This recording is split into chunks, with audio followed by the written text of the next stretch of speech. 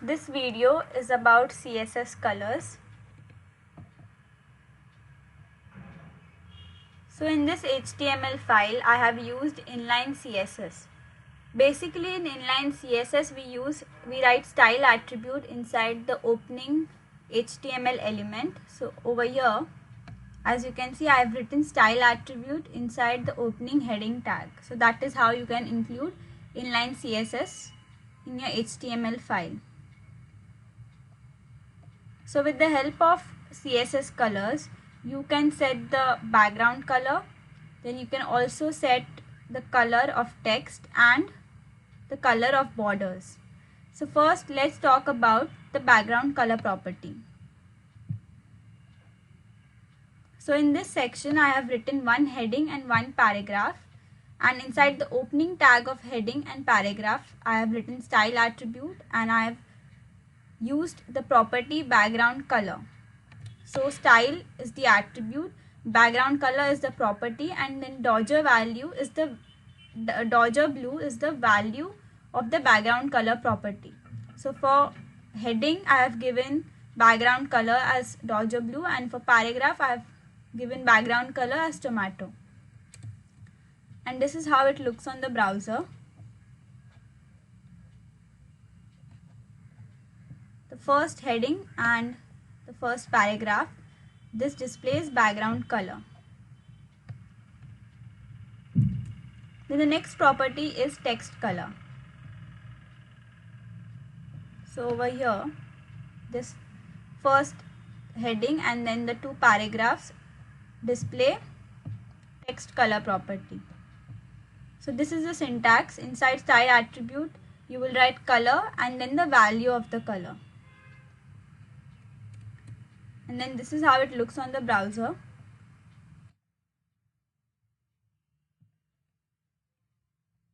For heading, I have given color tomato. For first paragraph, I have given Dodger blue, and for second paragraph, I have given medium sea green color.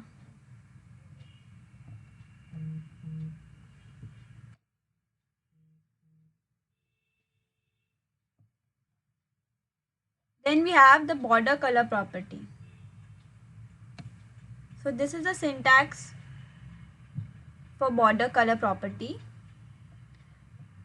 So first you will write the style attribute, then the border property, and then in the value of the border property, first you will write the width of the border, then the style of the border, and then the color of the border.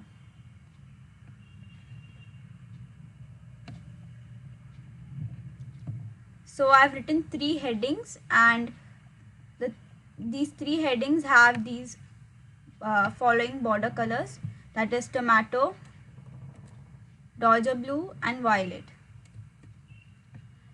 And this is how it looks on the browser.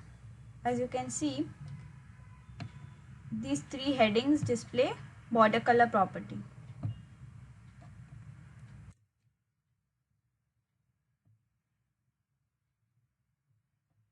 Now for these three properties, I have directly used color names. So in HTML and CSS, there are 140 standard color names, but you can also use RGB, HSL, and hexadecimal values. So in this section, I have used RGB, hexadecimal, and HSL values. Now RGB stands for red, green, and blue. Each parameter defines the intensity of the color between 0 and 255. So over here, the first heading displays RGB color.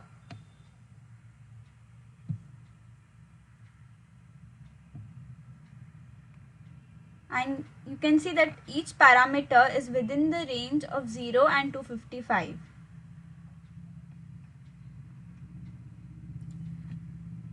Then you can also use hexadecimal values, and lastly the HSL values. Now HSL stands for hue, saturation, and lightness.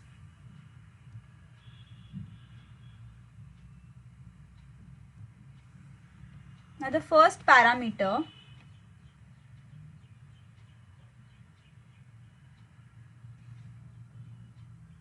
U is a degree on the color wheel from 0 to 360. 0 is red, 120 is green and 240 is blue. Then the second parameter is saturation. Now saturation is a percentage value that 0% means a shade of grey and 100% means 100% is the full color. And the last property is lightness. Lightness is also a percentage. 0% is black, 50% is neither light or dark and 100% is white. And this is how it looks on the browser.